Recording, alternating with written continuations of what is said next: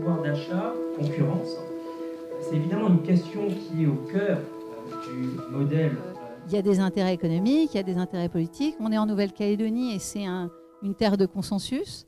Et trouver des consensus pour changer de modèle, quand on n'est même pas sûr que le modèle soit le bon, parce qu'il y a aussi beaucoup de craintes sur ce changement de modèle. Qui s'appelle LS Proxy, qui arrive à ouvrir des petits magasins. C'est des magasins de taille plus modeste, des petits supermarchés ou des supérettes, mais ça répond à des besoins de proximité. On n'a pas besoin de prendre son véhicule, de faire 15 km pour aller remplir son caddie.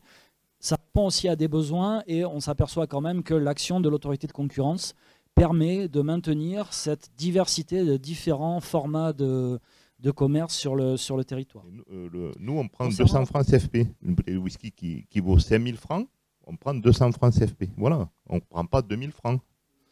Il faut le savoir. Donc, il y a quelqu'un qui prend de l'argent avant nous. Hein. Surtout qu'on permette, et là, ce n'est pas la faute de la concurrence, mais c'est nos politiques permettent l'arrivée de nouvelles enseignes. Là, on aurait pu parler véritablement de concurrence. Mais du coup, il faut les importer depuis 20 000 km, ces produits. Il faut les transporter sur 20 000 km. Il faut payer une dizaine d'intermédiaires parce que c'est la règle. On l'a vraiment détaillé point par point dans l'avis qu'on a rendu sur la structure des prix.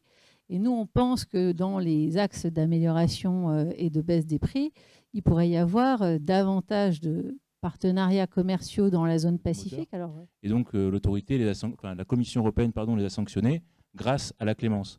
Alors je comprends bien que sur le territoire, on sait qu'il y a eu un problème avec le mot concurrence au début. Le nouveau problème, c'est le mot clémence, mais je pense que vraiment avec la montée en puissance de l'action responsabilité, la clémence mécaniquement, tôt ou tard, à mon avis, sera utilisée parce que le Conseil dira s'il y a une modification des textes, qu'il est important pour l'entreprise finalement de dénoncer parce que l'amende et les dommages et intérêts qui pourraient être octroyés seront très très lourdes.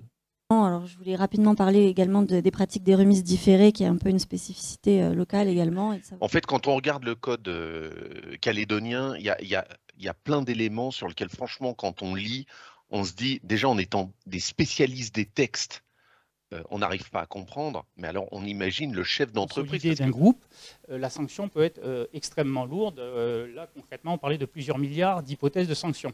Donc vous comprenez que ça induit une réflexion forte et que ce n'est pas un positionnement facile pour les entreprises. Et je peux assurer que certaines entreprises préfèrent encore payer 5 millions ou 10 millions que de voir leur nom affiché dans le journal des nouvelles.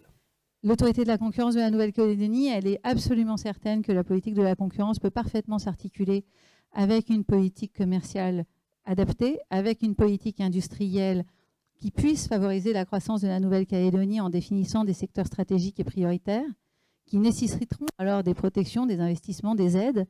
Mais voilà, ça suppose aussi de définir quels sont ces secteurs prioritaires et quels sont ceux qui vont rapporter de la croissance à la Nouvelle-Calédonie.